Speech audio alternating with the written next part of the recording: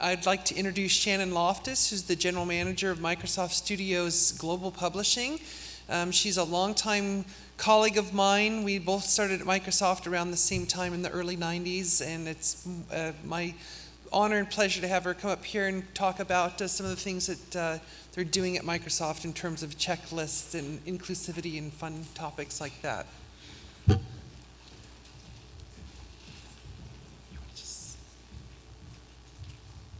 Thanks, Kate. Just need to take a quick 1-minute IT break.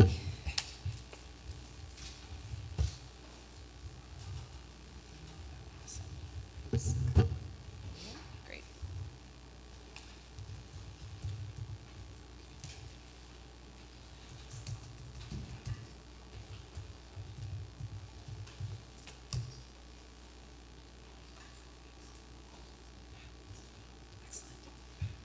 Always refreshing when our brand new operating system works properly out in the wild.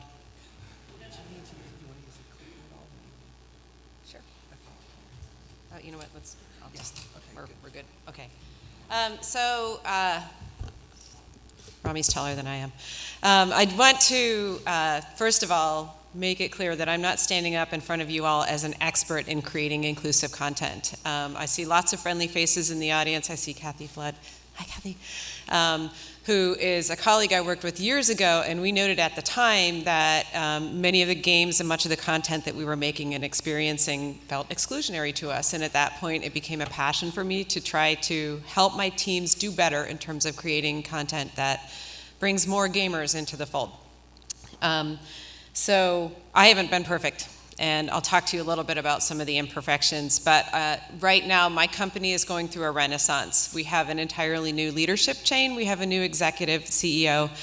We have a new leader for the Xbox business. And it's given us a chance to be very deliberate and very mindful about the way that we're going about creating content. So I'll share some of our thoughts. It's a work in progress. Maybe Kate will invite me back next year to let you know how it's going. So when I told my team that I was coming to give this talk, one of my friends, Natari, provided me with some data.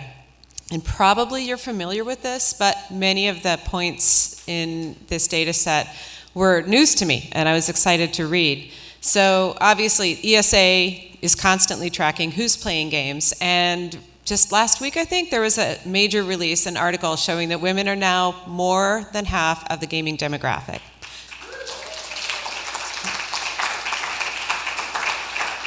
A couple of other sources. African American youth are playing more games, more time per game, actually, on a daily basis in North America than Caucasians. Hispanic kids are playing more time as well. Lower income families are spending a larger percentage of their income on games and a larger absolute amount of money on games than households averaging over $75,000 per year of income. This is all in an industry where, by and large, minorities, women, and basically economic disparity is either underrepresented or not represented in the content. So it's an interesting time.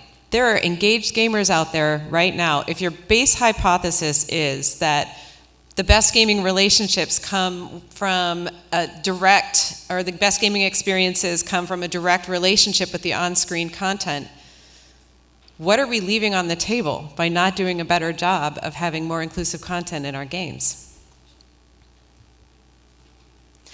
So I'm going to back down a little bit from the dry data points and start talking about games at Microsoft and why we make games and what the company overall is all about. My boss loves it when I say this. Microsoft isn't a gaming company. We are a technology company, and our job is to deliver growth, and we deliver growth by creating platforms. And every time we make a new platform, we make it both with a combination of what are the great pieces of technology we have to bear, and what are the wonderful customer values that we can deliver. And our gaming platforms in particular make two promises. To gamers, they make promises about great entertainment and high value for the money that gamers spend on Microsoft platforms, and the communities that they can engage with. The other demographic that we're speaking to are game developers, and that's actually why we do first-party game development. We can't make all the games for all of our platforms ourselves, So instead, we look at first party as a way to lead the way for game developers. We want to prove to game developers that Xbox and Windows 10 are places where game developers can have complete freedom of creative self-expression, and also a place where they can make money, because it turns out this whole game development thing is a money-making scheme. So, but that first point is an important one, particularly as you look at, sorry, I'm assaulting your ears, as you look at some of the current initiatives around inclusivity in game content. And so I'm going to ask you to keep that in mind. So, oh yeah, this is just a fun slide. I started putting together just a list of all the developers that we've gotten to work with over the years, and it's been a huge privilege, and many of these developers have become actually Microsoft studios, and we've grown some of our internal studios as well. So it's an amazing community, and I feel very passionate about the people that I get to work with on a daily basis, and I feel very passionate about empowering them to deliver their creative vision. So how do you do this? How do you balance creativity and complete freedom with creating inclusive content that brings people into the fold and in new ways, particularly when the industry itself doesn't match the demographic that we're delivering to? And so the ability to actually create characters and worlds and stories that give the broadest possible demographic a way to connect to the content is not something that's going to come necessarily from the internal native sensibilities of the people that are there every day making games. So the world is changing. A few years ago, leading up to probably intensifying at this time last year, a number of factors came together to bear on the way that we look at our content portfolio at Microsoft and how we make decisions about what content we put the Microsoft logo on when we send it out. One of those factors was a complete change in leadership. We got a new CEO. We got Phil Spencer leading the Xbox business. We launched a new platform with the Xbox One, and we started developing Windows 10. Those were super exciting changes. There are some more public, I'm not going to go back into the past and bring up history, but there were some negative influences as well, some mistakes that we made both as a company, as individuals within the company. And then we had an internal hackathon that was super interesting. One of the hackathon event winners was actually a group of gamers, very impassioned gamers who weren't part of the games team. And they put together a video saying, hey, idiots in Xbox, if you just made more inclusive content, you'd get a lot more people playing your games. And those of us that were in the Xbox team at the time were so, what are you talking about? We think about this all the time. We work really hard. What do you know about making games? And it didn't take that long before we recognized the signs of denial and defensiveness, which mean that we're not doing a good enough job of holding ourselves accountable to a broader demographic. So what does this mean? This actually resulted in a directive, and we love directives in the game industry, to create a list of content guidelines. This is what will go in a Microsoft box, and this is what won't go in a Microsoft box. And it felt a lot like a disaster waiting to happen. And one of the people that was tasked with creating this list is a woman named Bonnie Ross. Bonnie is the head of 343 Industries. She is a mentor and a great friend and a brilliant mind. And more importantly, Bonnie is a game creator. And the thing that she understands is that the second you tell a game creator, thou shalt not, that pretty much becomes all a game creator wants to do. And to put it in maybe a little bit more, that's an exaggeration, obviously, but to put it in maybe more broader terms, censorship is the opposite of creative freedom. And creating any list of this is what you can't do, you won't get funded if you do this, is probably not going to lead us to the greatest group of creators, and it's not going to lead us to the greatest set of games available. So we decided to take a different approach to this content planning. So the goal is to create inclusive content. And the process was, first of all, let's look at how we're doing. How have we done in the past? Are we on the mark? Are we off the mark? Are we perfect? Spoiler, no. Are we really, really bad? Equal spoiler, no. After an audit, we wanted to go and interview some of the game creators. And so we had some good long talks with people that are former partners, with people that are still partners, with people that wanted to be partners with us. and create some understandings, and then make a plan based on what we learned. So what did we find when we did our audit? We have a lot of findings, and most of them I'm not allowed to reveal publicly. We are pretty good as a company. When you look at our content in the past, when you look at our games, by and large, there's a strong undercurrent of good intention. Most of the games that we've put into the market, we've done, all of the games that we've put into the market with the intention of pleasing gamers and keeping gamers at the center of everything that we do. Having this as a guideline is actually incredibly helpful because it allows us to, to constantly think about who is going to be sitting in front of your game and playing. And that naturally creates some guardrails because I can't imagine taking an offensive character and walking up to, by an offensive character, I don't know, let me think of something. One of the characters from one of my games was poorly represented Asian stereotype. And when I thought about actually walking into an Asian household with this character on my t-shirt, I wanted to cringe, and that character didn't make it into the final release product, I'm pleased to say, largely because of Kate, who kept me out of jail on that one. So, but you take this kind of, accountability to a larger demographic, accountability to a larger intent than any individual game or any individual game creator, and it gives everybody a sense of responsibility. We have some missteps. We have characters. It's very easy for anyone to go back and look at Microsoft games and find things that really shouldn't have been let into the market.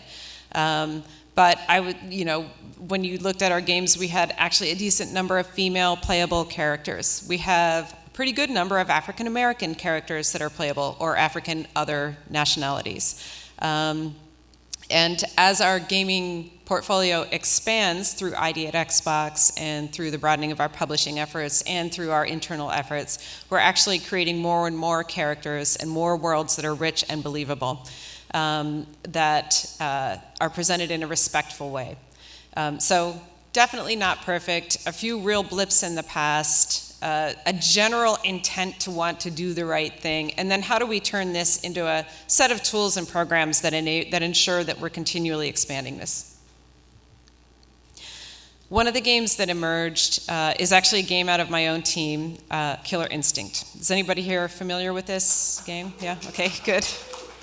So Killer Instinct was the brainchild of my great friend Ken Lobb and Rare. Rare is a studio that Microsoft owns in the Midlands in England. It's a bunch of, by and large, especially in the days of Killer Instinct, there were a lot of British guys, and it was actually a subset of British guys that were okay living in a town where the sheep outnumbered the humans.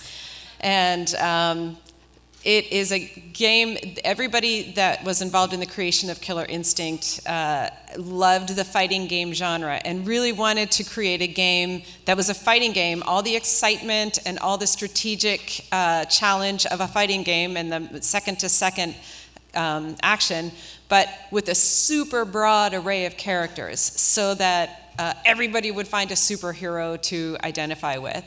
And they made 2 versions of Killer Instinct. It did really well in arcade. It did really, really well on console.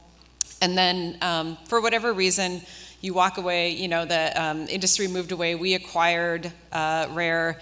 Killer Instinct wasn't revisited for a long time, but it was definitely the number one game that fans were asking us to reboot. And so when Xbox One came around, Ken, who is now part of Microsoft, and Adam Eisgreen, and Ernest Yuan, and a number of great guys decided that they would hallmark the launch of Xbox One with the relaunch of Killer Instinct, and they started working with Double Helix on recreating Killer Instinct.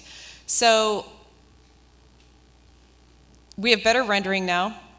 We have better networking. We have the ability to capture screenshots and put them all over the internet, native, built-in. There is an internet, which there wasn't when Killer Instinct was originally created. So these new capabilities really made the team take a hard look at what the content was. And it turns out that many of the characters from the original Killer Instinct don't really hold up that well under today's standards and with today's capabilities. So one of the characters from KI2, and this is one of the most popular characters, was Chief Thunder. Chief Thunder was the incredibly well-intentioned attempt by the original KI team to create a Native American superhero.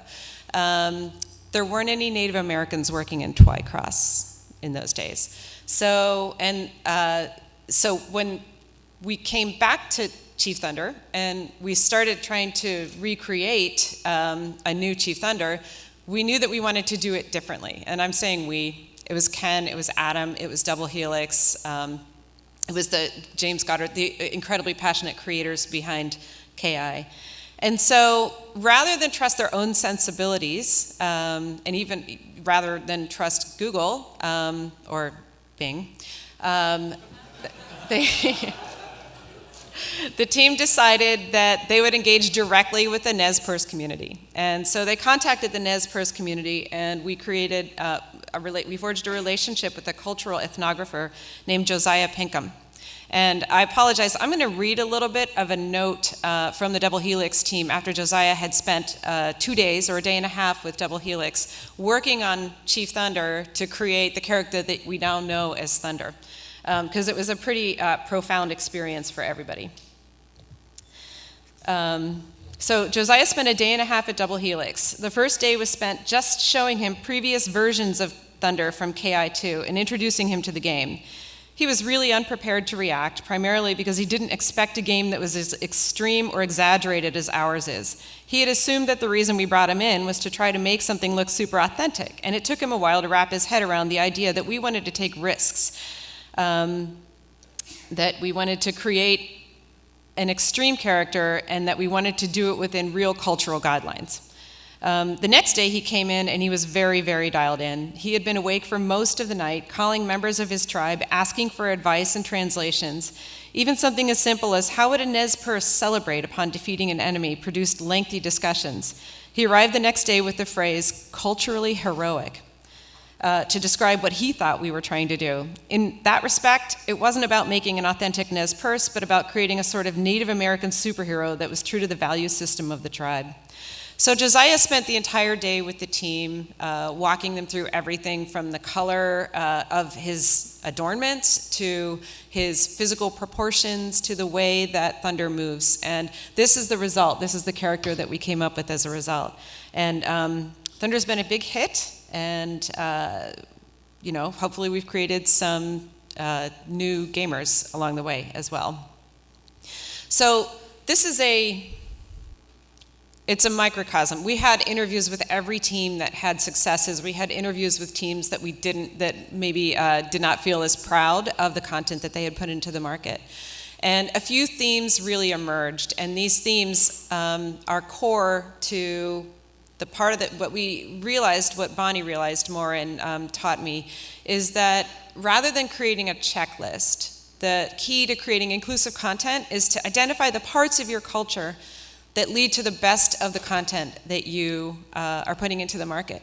And celebrate those parts of your culture and call them out and be mindful and create an aspirational set of beliefs that will motivate and inspire people to create content that you can be proud of, instead of make sure that you don't have too much cleavage or that you don't put your battle girl in a thong, because women don't fight in thongs. So these are some of the core beliefs that we realized. Number one, we have ultimate respect for gamers. Gamers are at the center of everything that we do. We have built entire swaths of our infrastructure around letting gamers have a voice in both our platform features and in the content that we deliver. We also respect the medium. Games are an incredible opportunity to tell beautiful stories in an interactive way, and they're a great opportunity for us to push ourselves and flex our muscles technologically.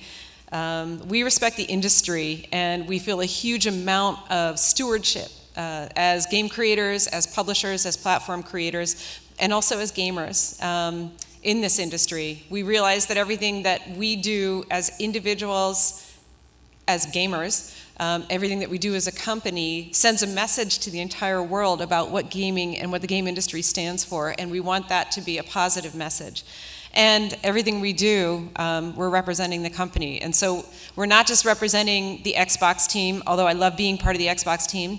We're also representing the people that have to sell operating systems to foreign governments. And we want to be mindful of the fact that those people both benefit and pay for mistakes that we make. So jumping ahead, with our customers and our partners in the industry at our core, we really want to live our values. So what does this mean? Now is the time when I would love to show you all the belief statements that we are creating, but we're not done with them yet. So instead, I'm going to speculate about the world a year from now. We have created a set of core belief statements about things like characters being represented in games with respect, about worlds that are deep and engaging, and a customer's ability to customize his or her experience, and predictable experiences in a community setting. We will have created tools that enable our game creators to measure whether or not they're actually achieving those beliefs or not. And we will be proud, I think, of every piece of content, every feature, and every community experience that a gamer can have within a Microsoft ecosystem. So that's what we're shooting for. Wish me luck. And I think that's about it. Any questions?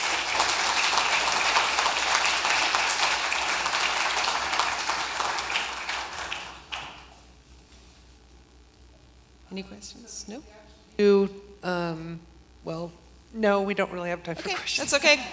All right. So we are over everybody. a bit already. If you have questions, you want to round up Shannon or Rami, of course, from his talk. And